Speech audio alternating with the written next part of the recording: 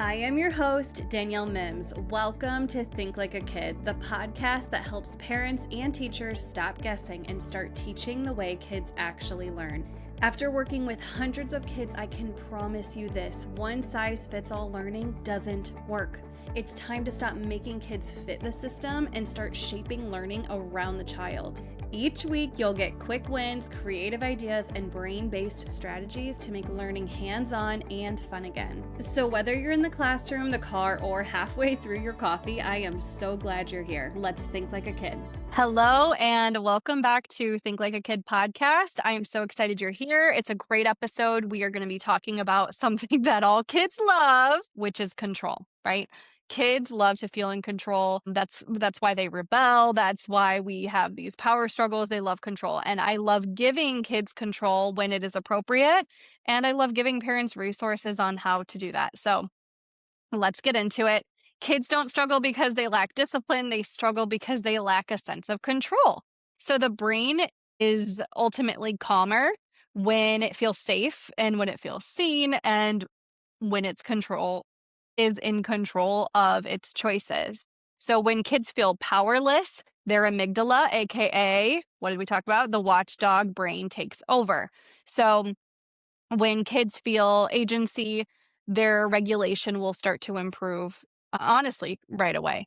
So teaching kids how to make choices, appropriate choices, that's a whole nother story. And that's why we're talking about it today. That alone will build their emotional regulation, their impulse control, their problem solving, and their confidence. And one of my favorite resources to do this is not by telling kids like, oh, did you make a good choice or a bad choice? What could you have done differently? It's really to remove them from the situation. It is so much harder for kids to talk about what they should have done or anything that really involves them. They might shut down, right? So when you can remove them from a situation, you can tell a story or you could read a book. That's when the learning starts to click. That's when the magic starts to happen.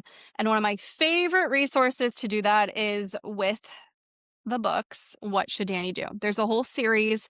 There's a whole series on what should Darla do. And I'm not just sharing this with you because I love the authors, because I do. A really, really quick side story. Teaching, always read these books. When my child had to go to therapy to build emotional resilience, therapist uses this. Honestly, any child psychologist is familiar with this. Any teacher who is into social emotional learning uses these books. I'm telling you, they're on sale all the time on Amazon. And I would say 6 months ago, I get a DM on Instagram and it is from the authors of What Should Danny Do? And I was like, no, that's a scam. Oh my gosh, I'm not going to fall for it. But I was totally falling for it. And I was like, they're not going to reach out to me. I'm such a geek nerd when it comes to authors of children's books, especially. And it was really them. They were just we're so impressed with your work and we'd love to connect. We'd love to send you some books. And I was like, are you kidding me right now? This is real life? Sure. And they're truly some of the most wonderful human beings. They just want to give, they just want to help.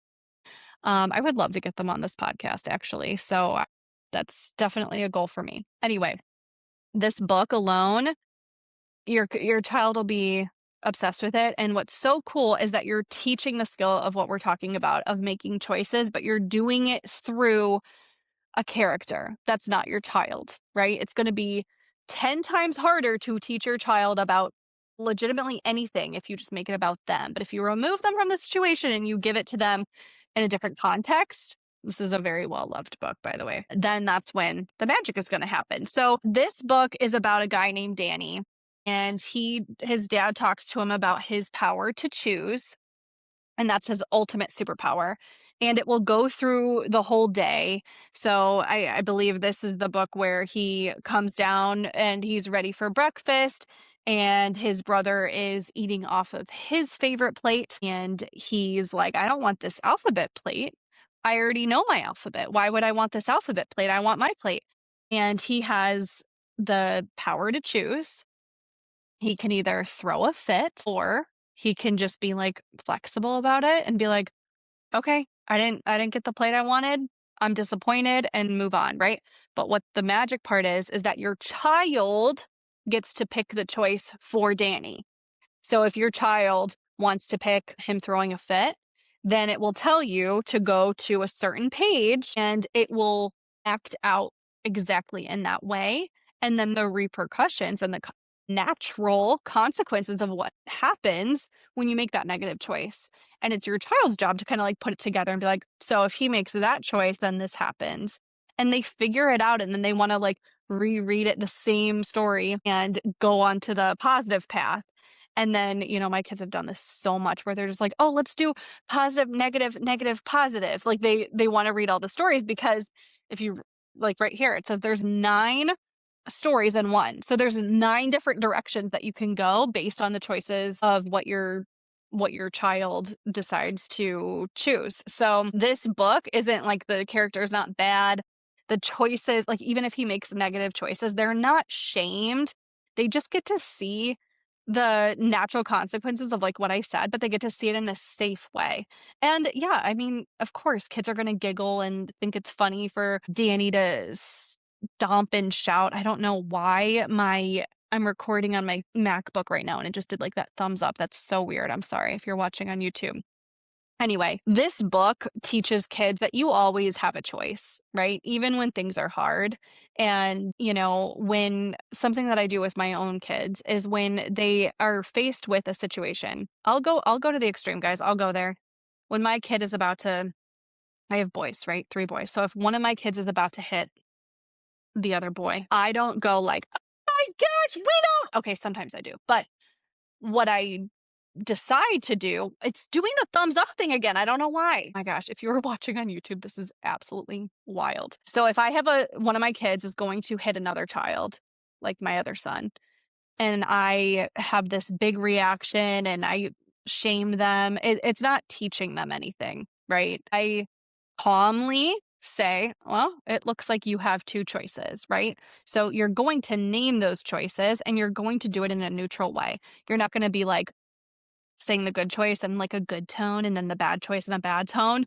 You just like honestly let them choose. Like, yeah, I mean, you do have the power to choose if you do hit your brother, which they don't like hit hard. Obviously, if it's an unsafe situation, no, you're going to remove them. I'm not talking about that. I probably should have used a different example, but here we are. So you're going to just calmly say, you can choose to hit your brother. There's going to be a consequence. Or you can choose a strategy like walking away. You can stomp your feet. You can hit a pillow. There's not going to be a consequence for that, right? That's actually going to help your brain grow. And just saying it in those neutral tones, that gives your child the choice to choose. I'm sorry, I should have used a better example, but I have 3 boys and they get very crazy, but if it was obviously a safety issue, I would never say that. I would just remove them. But after you read this book, you're going to try to do like a real life bridge. So you could even say like, what should Danny do if blank? Or what choices do you think would help his body feel calm? Have you ever felt like Danny before? What choice would you have made? Right? So you're helping your child rehearse decisions before emotions take over, and you're using Danny kind of as like that middle ground because it's not always comfortable to talk about themselves. So an analogy, since I love these analogies, it's like choice is like a dimmer switch, right? It's not like an on off button. So the more control kids feel, the less intense their reactions will become. So that analogy, I think, is a great way to explain it to parents. You don't have to necessarily explain that to your child, but even after reading the book, I always tell my kids, I'm like, "Oh, well, you have the power to choose. I wonder what Danny would do right now. I wonder what you're gonna do right now," you know? Or if they do make a choice that's like a quote unquote bad choice, later in the day, you could have just said, I wonder if you used your power to choose what a better choice would have been, right? And like having them reflect and circle back and just leaving this line of communication open because that's what we want for our kids. We want them to feel safe to fail. We want them to feel safe to come to us to talk through things. And when we teach kids that they have the power to choose, we're not like throwing in the towel. We're not passive parenting. We're not giving up authority. We're literally just giving them something far more valuable. We're giving them the ability to self regulate, to reflect and to decide for themselves.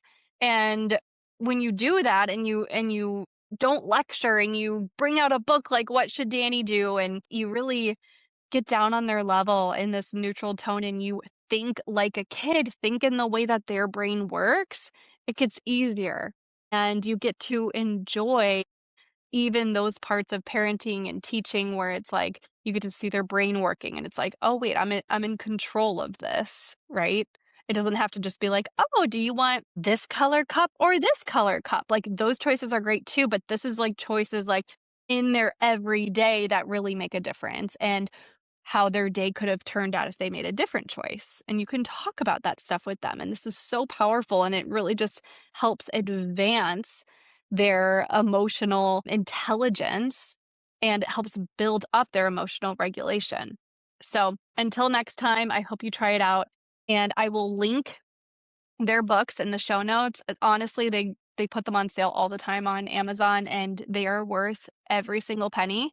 I had to get multiple sets. I give them as gifts, get multiple sets because my kids have to have them in their own room. They even read these books, and this is not like a collab or anything I'm doing. I genuinely am obsessed with these books, obsessed because of the power that they hold and how much kids enjoy them and how much they can see themselves within Danny. So I promise you will not regret it. I will link it for you in the show notes. I hope that you have a wonderful day. Keep thinking like a kid. Thank you for listening to Think Like a Kid. If this episode gave you an idea, a reframe, or a little win, the best way to say thank you is to share it with a friend or leave a quick review. It helps more parents and teachers find these conversations, and honestly, it means the world to me. Until next time, friend, keep meeting kids where they're at and keep thinking like a kid.